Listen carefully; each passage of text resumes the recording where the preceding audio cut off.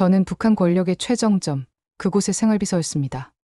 그런데 어느 새벽 3시 절대 들어서는 안 될 대화를 문틈 너머로 듣고 말았습니다. 이번에도 조용히 처리하라우. 입 열면 다 같이 죽는 거요. 얼음처럼 차가운 여자 목소리였습니다. 저는 떨리는 손으로 문틈 사이로 그 방 안을 보았습니다. 하얀 원피스를 입은 젊은 여성이 무릎을 꿇고 흐느끼고 있었고 그 앞에 선 여인은 TV에서 보던 그 고운 미소 대신 칼날처럼 차가운 표정으로 보위부 요원에게 지시하고 있었습니다. 최고 지도자님 눈에 든 여자들은 하나도 남기면 안 돼요. 흔적도 없이.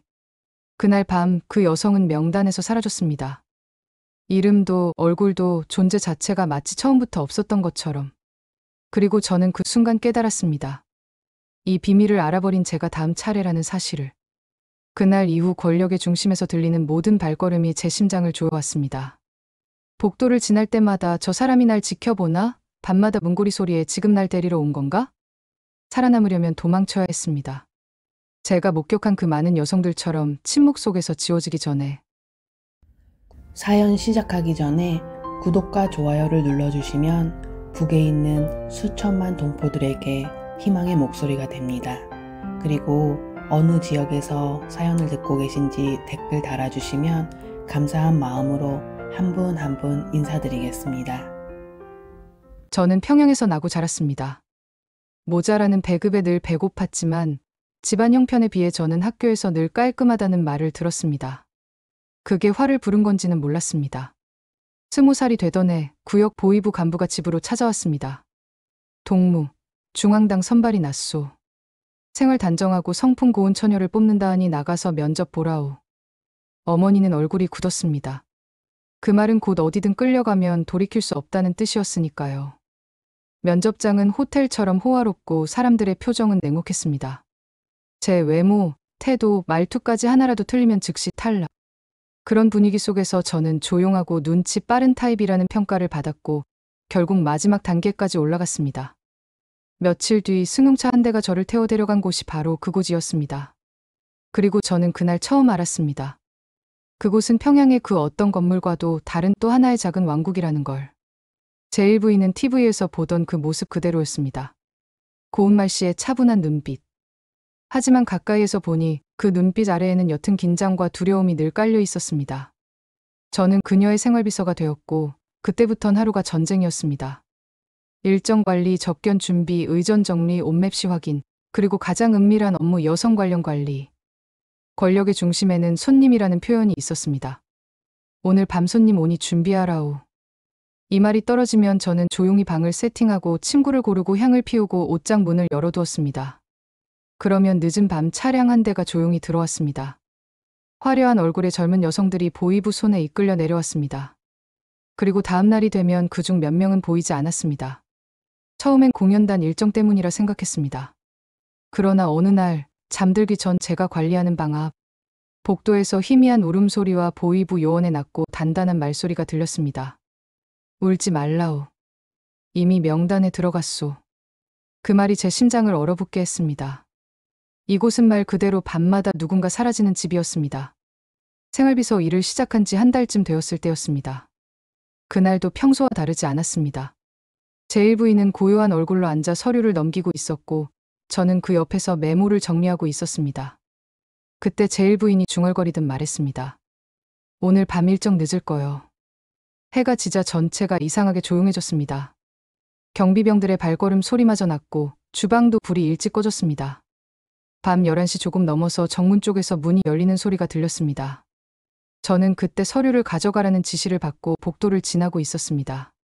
그 순간 주차장 쪽에서 낯선 여자 목소리가 희미하게 들렸습니다. 저는 오늘 공연만 하고 가라 해서. 이어 보위부 요원의 날선 목소리가 겹쳤습니다. 조용히 하라우. 군인들 귀에 들어가면 골치 아파지니께. 저는 걸음을 멈추었습니다. 저는 문틈으로 몰래 봤습니다. 젊은 여성이 보위부 요원에게 끌리듯 걸어오고 있었습니다. 그녀의 얼굴은 TV에서 보던 유명한 예술단 배우였습니다. 보위부 요원은 여자를 특정 방 앞으로 데려가더니 무뚝뚝하게 말했습니다. 들어가라우. 말 안 들으면 다치니께. 그녀가 떨리는 손으로 문고리를 잡았을 때 문 안에서 부드럽지만 싸늘한 목소리가 나왔습니다. 들어오라우. 제1부인이었습니다. 저는 얼른 몸을 틀어복도 그림자 속에 몸을 숨겼습니다. 여자가 문 안으로 들어서자 제1부인은 손짓도 하지 않고 말했습니다. 가방 내려놓고 앉으라우. 전 잘못 온 게 아닙니까? 그녀가 떨며 묻자 제1부인은 단호히 답했습니다. 아는 척도 말고 묻지도 마라우. 잠시 뒤 문 안에서 여자의 흐느끼는 소리와 제1부인의 낮고 단단한 말소리가 섞여 나왔습니다. 그리고 얼마 지나지 않아 보위부 요원 2명이 방에 들어갔습니다. 이 동무도 명단대로 처리하는 거요? 제1부인의 대답은 제가 평생 잊을 수 없는 한 문장이었습니다. 최고 지도자님 눈에 들어간 거요. 그 이상도 이하도 아니요. 끝날 때까지 입 다물고 하던 대로 처리하라우. 그 말을 들은 순간 제 등골이 얼어붙었습니다. 처리하라우. 그 단 한 줄로 그날 밤의 용도가 무엇인지, 그리고 그 이후의 운명이 어떻게 되는지 모든 게 설명되었습니다. 보위부가 여자를 데리고 나간 후방에서 제1부인의 말이 다시 들렸습니다. 이런 건 티 안 나게 해야 하는 거요. 흔적 남기지 말아야 하니까. 그날 밤 제가 관리하던 비서 수첩에서 익숙한 이름 하나가 사라졌습니다. 그녀의 자리는 텅 빈 칸으로 바뀌어 있었습니다. 은밀한 방에서 벌어진 일을 목격한 뒤 저는 복도를 걸을 때마다 누군가 제 발목을 잡는 듯한 느낌에 시달렸습니다. 다음 날 아침 저는 평소와 똑같이 제1부인의 침실 앞에서 대기하고 있었습니다. 어제 정리한 문서 가져왔소? 그녀는 평소보다 훨씬 깐깐한 어투로 말했습니다. 저는 두 손으로 문서를 내밀었고 그녀는 서류를 넘기다 작게 한숨을 쉬며 중얼거렸습니다. 동무 눈이 너무 밝아졌구만. 그 말 한 줄이 제 가슴을 세게 내려쳤습니다. 어제 본 걸 들킨 건가? 정확한 이유는 몰랐지만 그 눈빛에는 분명히 경계와 의심이 서려 있었습니다. 그날 오후 저는 인수를 위해 오래된 문서를 정리하고 있었습니다. 제1부인의 개인 서랍에 있던 붉은 표지의 작은 수첩, 원래는 제가 열어볼 수 없는 물건이었습니다. 그런데 서류를 옮기는 도중 그 수첩이 바닥에 떨어졌습니다. 찰칵. 작은 금속 소리와 함께 페이지가 살짝 펼쳐졌습니다. 저는 본능적으로 고개를 돌렸지만 문은 이미 그 페이지를 따라가고 있었습니다. 그리고 그곳에서 사라진 여성들의 이름 목록을 똑똑히 보았습니다. 날짜, 이름, 출신, 담당자. 그리고 가장 오른쪽 칸에는 처리 완료라는 붉은 인장이 찍혀 있었습니다. 그 순간 등골이 서늘해지면서 심장 박동이 귀에서 들릴 정도로 빨라졌습니다. 저는 재빨리 수첩을 닫고 원래 자리에 넣었습니다. 하지만 손끝이 떨렸습니다. 제가 그걸 봤다는 사실 자체가 이미 선을 넘은 것이었으니까요. 그날 반복도를 지나는데 보위부 요원 둘이 제 이름을 언급하는 걸 들었습니다. 그 처녀 말이요? 제1부인님도 요즘 눈여겨보는 것 같던디. 조용히 하라우. 이런 건 입 밖에 내면 큰일 난다. 며칠 전 제가 관리하던 비서 중 한 명이 아무 말 없이 다른 부서로 이동됐다고 들었습니다. 하지만 여기서는 다른 부서 이동이란 말이 실제로는 사라졌다는 은어라는 걸 오래전부터 알고 있었습니다. 그날 밤 저는 생활비서 숙소에서 조용히 누워 천장을 바라보았습니다. 전체는 조용했고 밖에서는 경비병들의 교대 발소리만 들렸습니다. 그런데 새벽 3시쯤 누군가 숙소 문을 두드렸습니다. 쿵쿵. 저는 심장이 멎는 줄 알았습니다. 보위부가 사람을 데리러 올 때 쓰는 노크 소리. 2번 노크, 잠시 정적, 다시 한번 그 리듬이었습니다. 비서 동무? 지금 잠깐 나와보라우. 저는 무릎이 흔들렸지만 문을 열었습니다. 그 앞에는 어제 이미 본 그 보위부 요원이 서 있었습니다. 그는 제 얼굴을 잠시 보더니 작게 말했습니다. 동무, 눈치챘겠지만 조심해야 할 거요. 너무 많은 걸 보면 오래 못 살아. 그 말은 위로가 아니라 경고였습니다. 그리고 그의 마지막 말은 제명에 못 잊을 문장이었습니다. 명단이라는 게 있소. 그 명단에 오르면 다음은 없다오. 저는 입술을 깨물었습니다. 제가 올라갔습니까? 그는 눈을 피하며 말했습니다. 그냥 조심하라우. 여기는 아무것도 모르는 사람만 오래 산다. 그날 새벽 저는 처음으로 내 이름도 명단의 어딘가에 적혀 있을 수 있다는 사실을 또렷하게 깨달았습니다. 명단 이야기를 들은 그날 이후 이곳은 제게 전혀 다른 공간으로 보였습니다. 예전에는 그저 숨막히는 권력의 공간이라 생각했지만 이제는 언제든 제가 사라질 수 있는 무덤으로 느껴졌습니다. 아침에 눈을 떠 복도를 지나면 모든 시선이 저를 흔든 것 같았습니다. 보위부 요원들의 낮은 목소리, 비서들의 속삭임, 하루에도 여러 번 바뀌는 경비 배치. 특히 제1부인이 저를 보는 눈빛이 달라져 있었습니다. 예전엔 차갑지만 일정한 선을 지키는 표정이었는데 요즘은 마치 자네 어느 정도까지 알고 있소? 라고 묻는 듯한 눈빛이었습니다. 오래 일한 한 비서가 밥을 먹다 말고 제 손을 살짝 잡았습니다. 그녀의 얼굴은 헬쑥했고 입술이 부르르 떨렸습니다. 동무 요즘 너무 깊이 보지 말라오. 여기선 눈 밝은 사람이 제일 먼저 사라져. 며칠 뒤 저는 메모 정리를 위해 제1부인의 방에 들어갔습니다. 그녀는 화장을 지우지도 않은 채 거울 앞에서 가만히 앉아 있었습니다. 동무. 그녀가 천천히 말했습니다. 요즘 표정이 너무 복잡하오. 저는 허리를 숙여 대답했습니다. 저는 항상 하던 대로 일하고 있습니다. 그러나 그녀의 눈빛은 제 말에 전혀 속아주지 않았습니다. 사람은 말이 아니오. 그녀가 거울을 보며 말했습니다. 눈이 말해주오. 두려움, 놀람, 의심 다 보이오. 저는 몸이 굳어 숨을 고르지도 못했습니다. 제1부인의 저 말 한 줄은 사실상 사전 경고였으니까요. 그녀는 마지막으로 조용히 말했습니다. 여기 사람들은 오래 못 버티오. 너무 많은 걸 알게 되면 더더욱. 그날 저는 방을 나오며 확신했습니다. 제1부인은 이미 저를 의심하고 있다. 여기 더 있으면 반드시 사라진다. 저는 결심했습니다. 나가야 한다. 지금 당장 준비하지 않으면 죽는다. 탈출은 절대 즉흥적으로 할 수 있는 일이 아니었습니다. 이곳은 전체에서 가장 보안이 강한 곳. 철조망, 검문, 출입증, 동선 기록, CCTV 대신 사람이 서 있는 감시. 하지만 그 모든 구조를 저는 누구보다 잘 알고 있었습니다. 생활비서의 가장 큰 장점이 바로 동선 전체를 파악하고 있다는 점이었으니까요. 뒤편산 아래 폐수 배수로가 하나 있습니다. 악취가 심하고 웬만한 사람은 근처도 가지 않습니다. 하지만 내부 직원들은 그 배수로가 외곽공단 경계까지 이어진다는 걸 알고 있습니다. 몇 년째 일하던 고참 비서 하나가 조용히 다가왔습니다. 그녀는 속삭였습니다. 동무 요즘 자꾸 이름이 오르내리오. 보위부에서 동무 어디 갔나 찾는다는 말도 있었소. 저는 몸이 굳었습니다. 그녀는 제 손목을 꽉 잡고 말했습니다. 지금이 움직일 수 있는 마지막이요. 어떻게 나가죠? 제가 떨리는 목소리로 묻자 그녀는 종이 한 장을 접어 손에 쥐어줬습니다. 이건 내가 준 거 아니오. 본 적도 없고 들은 적도 없소. 종이를 펼치자 배수로 입구 위치, 보위병 교대 시간, 그리고 감시 동선의 빈 구간이 정확히 적혀 있었습니다. 탈출 전날 밤 전체가 술렁였습니다. 최고 지도자의 지방 시찰 일정이 변경되며 제1부인이 직접 직원들을 호출했습니다. 제가 방 앞에 섰을 때 제1부인은 서류를 정리하며 말했습니다. 내일 동무는 따로 확인할 게 있으니 아침 일찍 비서실로 오라오. 그 말은 평소 제가 듣던 그 어떤 말보다 무서웠습니다. 여기서 따로 보자는 말은 사라질 사람에게 하는 마지막 호출이었기 때문입니다. 그리고 저는 생각했습니다. 내일에 뜨기 전에 나가야 한다. 탈출을 결심한 다음 날 새벽 저는 눈을 뜨기도 전에 심장이 먼저 뛰고 있었습니다. 밖은 아직 어둡고 전체는 무거운 정막으로 가라앉아 있었습니다. 오늘 이 안을 벗어나는 데 성공하지 못하면 저는 밤에 불려 나가 아무도 모르게 사라질 것입니다. 저는 베개 밑에 숨겨놨던 작은 천 조각을 꺼냈습니다. 고참 비서가 준 배수로 지도, 그리고 교대 시간까지 적힌 메모. 이 조각들이 오늘 제 목숨을 살릴 전부였습니다. 생활비서는 새벽에 일찍 움직일 일이 거의 없기 때문에 제 출입 기록이 남으면 바로 의심이 됩니다. 그래서 저는 가장 먼저 제가 방에 계속 있었다는 흔적을 만들어야 했습니다. 새벽 4시 10분 저는 조용히 방문을 열고 복도로 나갔습니다. 경비병들의 교대가 4시 15분. 이 5분이 가장 감시가 느슨한 시각입니다. 복도 끝에 있는 글쓰기용 전등을 켜고 종이를 펼쳐놓았습니다. 마치 밤새 문서 작업을 한 것처럼 펜도 데스크 위에 자연스럽게 놓았습니다. 그리고 문을 살짝 걸쳐둔 채 그 자리를 빠져나왔습니다.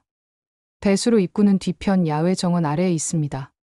평소엔 경비병 둘이 벤치 가까이 서 있지만 교대 직후에는 한 명이 잠시 자리를 비웁니다. 저는 숙소 뒤 창문을 조심스레 열고 두 손으로 창틀을 짚었습니다. 차가운 새벽 공기가 얼굴을 세차게 때렸습니다. 땅으로 뛰어내리는 순간 신발 밑에서 모래가 바스락거렸습니다. 저는 즉시 몸을 낮추고 정원 나무 사이로 기어갔습니다. 뒤편 작은 언덕, 낡은 콘크리트 구조물 아래 금속 배수구, 뚜껑이 하나 있었습니다. 저는 손을 넣어 녹슨 걸쇠를 조심히 당겼습니다. 끼익 아주 작은 소리였지만 그 순간 심장이 멎는 줄 알았습니다. 뚜껑을 들자 진한 악취와 따뜻한 김이 올라왔습니다. 저는 두 다리를 안으로 넣고 온몸을 굽혀 천천히 내려갔습니다. 발이 축축한 바닥을 딛는 순간 가스란 진흙이 발등을 감싸며 기괴한 감촉이 전해졌습니다. 배수로 안은 허리를 펴기 어려울 만큼 좁았습니다. 물은 발목 위까지 차 있었고 겨울밤에 냉기는 뼛속까지 파고들었습니다. 그때였습니다. 지상에서 철컥하는 소리가 들렸습니다. 누군가 제가 지나온 정원에서 손전등을 켠 소리였습니다. 경비병이 순찰을 조기 시작한 것입니다. 저는 배수로 속에서 입을 틀어막고 몸을 벽에 붙였습니다. 조금만 움직이면 발소리가 물에 울려 퍼져 바로 들킬 수 있었습니다. 어이? 누구 있나? 경비병의 목소리가 들렸습니다. 순찰병은 배수로 주변을 손전등으로 훑었습니다. 빛이 뚜껑 틈에 닿아 아래까지 희미하게 스며들었습니다. 몇 초인지 몇 분인지 모르게 시간이 늘어졌습니다. 그리고 바람이 또 문 흔들어 놓은 거구만. 경비병이 투덜거리며 다시 발을 돌렸습니다. 발소리가 멀어지는 그 순간 저는 온몸에서 힘이 빠져 물 위로 쓰러질 뻔했습니다. 저는 다시 천천히 걸었습니다. 배수로는 어둡고 냄새나고 무서웠지만 살아남을 수 있는 유일한 길이었습니다.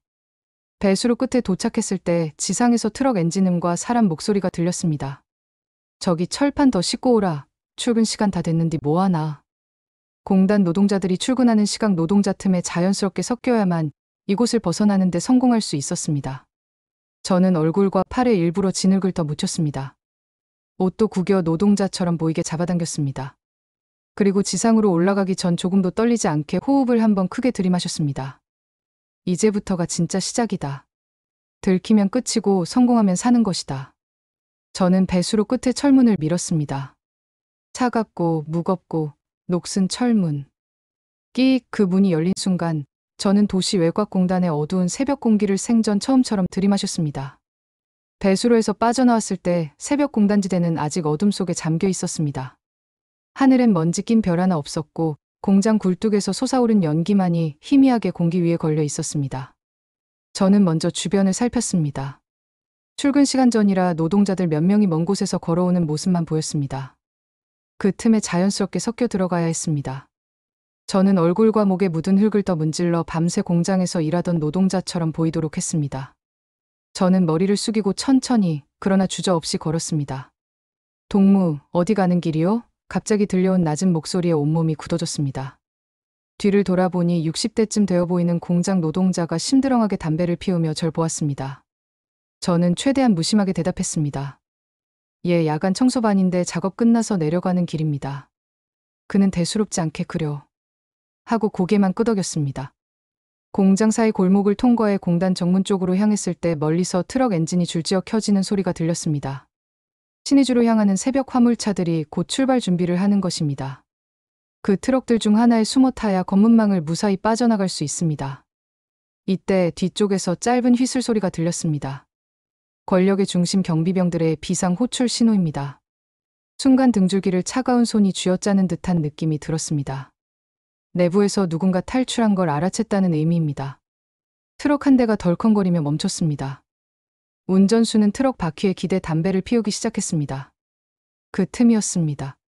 저는 조용히 트럭 뒤쪽으로 돌았습니다. 적재함 아래 공간은 작지만 몸을 웅크리면 들어갈 수 있는 틈이 있습니다. 저는 진흙 묻은 옷을 더 눌러 노동자처럼 보이도록 하고 재빨리 트럭 아래로 들어갔습니다. 잠시 뒤 운전수가 탑승하며 중얼거렸습니다. 신의주 공사장 또 가야지. 귀찮아 죽겠구만. 엔진이 켜졌고 트럭은 진동을 일으키며 움직이기 시작했습니다. 저는 철판 아래에서 온몸을 바짝 웅크리고 양손으로 교대봉을 꽉 잡았습니다. 트럭이 외곽으로 향하자 멀리서 검문소 불빛이 보였습니다. 저는 숨이 멎는 줄 알았습니다. 이곳은 도시를 벗어나는 차량을 무조건 조사하는 지역입니다. 트럭이 줄에 섰습니다. 앞 차량이 조사받는 동안 보이부의 목소리가 울려 퍼졌습니다. 문 열라오. 양품 확인 다 끝났소? 수상한 사람 없는지 다시 보라오. 드디어 제 차례가 왔습니다. 손전등 불빛이 지나가며 트럭 아래쪽에 그림자가 어른거렸습니다. 경비병의 신발이 제 바로 앞까지 왔습니다. 이 트럭 어디 가는 기요? 신의주 공사장 보내는 철판입니다. 운전수의 지친 목소리가 이어졌습니다. 손전등이 트럭 밑틈으로 비쳐 들어왔습니다. 저는 물 한 방울도 흐르지 않을 만큼 완전히 얼어붙었습니다. 그리고 경비병이 낮은 목소리로 말했습니다. 지나가라우. 덮개가 다시 흔들리고 트럭이 속도를 올렸습니다.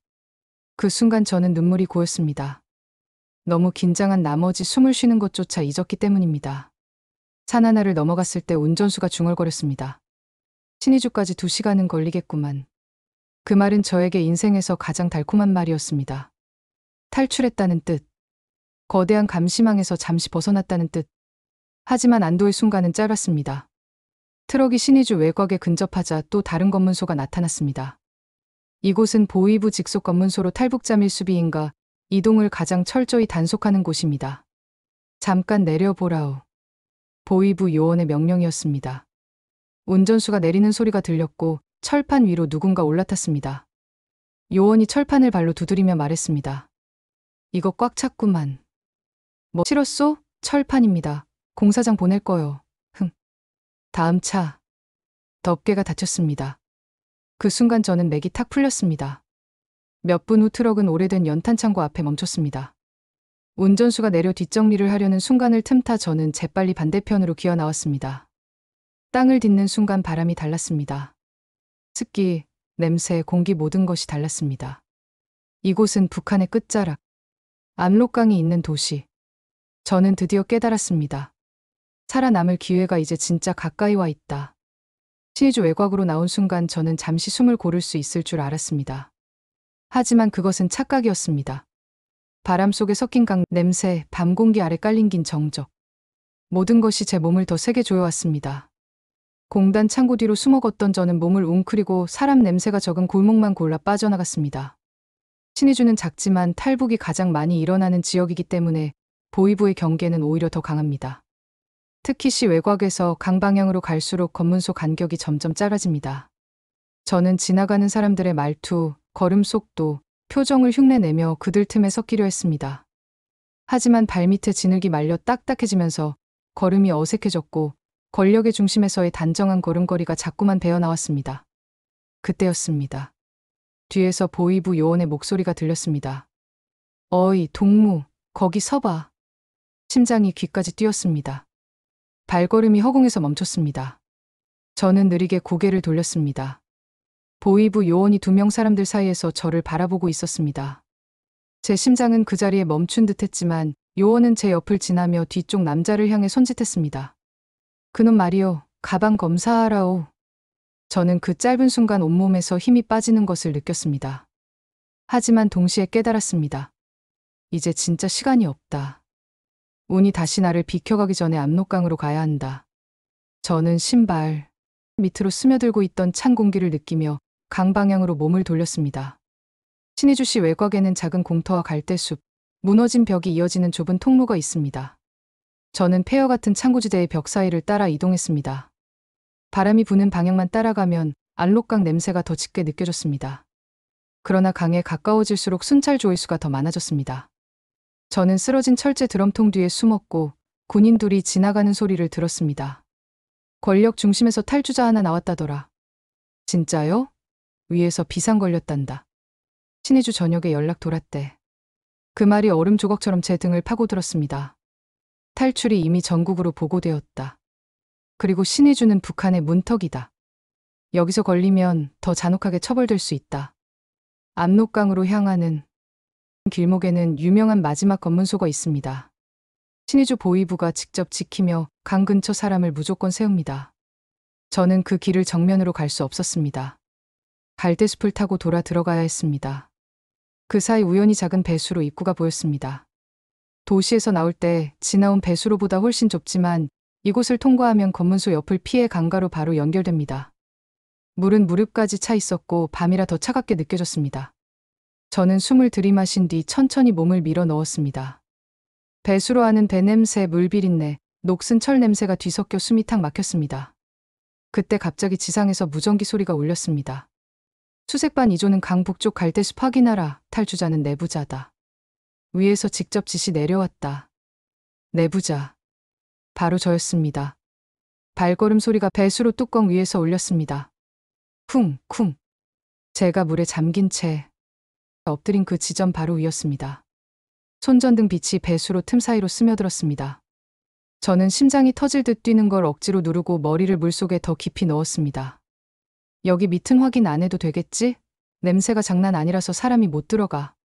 그 말이 들린 뒤에야 발소리가 멀어지기 시작했습니다. 물 위로 얼굴을 올렸을 때 저는 헛기침도 못할 만큼 가슴이 조여 있었습니다. 배수로 끝이 보였을 때 찬바람이 한 번에 몰아쳤습니다. 저는 몸을 끌어올려 갈대숲으로 나왔습니다. 갈대는 제 키보다 높았고 바람에 흔들리는 소리가 심장 박동처럼 울려왔습니다. 그리고 그 갈대 사이로 희미한 조명이 물에 흔들리고 있었습니다. 압록강, 북한의 마지막 경계선. 제가 2번 다시 돌아갈 수 없는 그리고 돌아가지 않을 곳의 끝. 저는 그 자리에서 한참 동안 숨을 고르지 못했습니다. 그동안 눌러왔던 공포가 한 번에 밀려오고 있었습니다. 그러나 동시에 또렷하게 깨달았습니다. 이제 진짜 마지막이다. 저 강만 건너면 나는 산다. 저는 갈대 사이로 강가를 향해 천천히 그러나 단단하게 발걸음을 옮겼습니다. 우여곡절 끝에 한국 땅을 밟은 날, 저는 비행기에서 내리면서 다리가 풀려 제대로 서지도 못했습니다. 따뜻한 공기가 얼굴에 닿는 그 순간 눈물이 먼저 쏟아졌습니다. 아, 살았다. 정말 살았구나.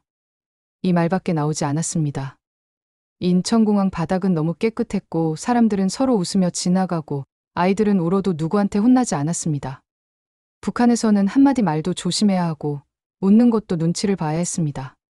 숨 쉬는 것마저 두려웠습니다. 그런데 여기서는 사람들이 그냥 사람처럼 살고 있었습니다. 공항 직원이 담요를 제 어깨에 살짝 올려주며 말했습니다. 여기서는 이제 안전합니다. 걱정하지 마세요. 그 말 한마디에 제가 그동안 버텨온 무게가 무너져 그 자리에서 울음을 멈추지 못했습니다.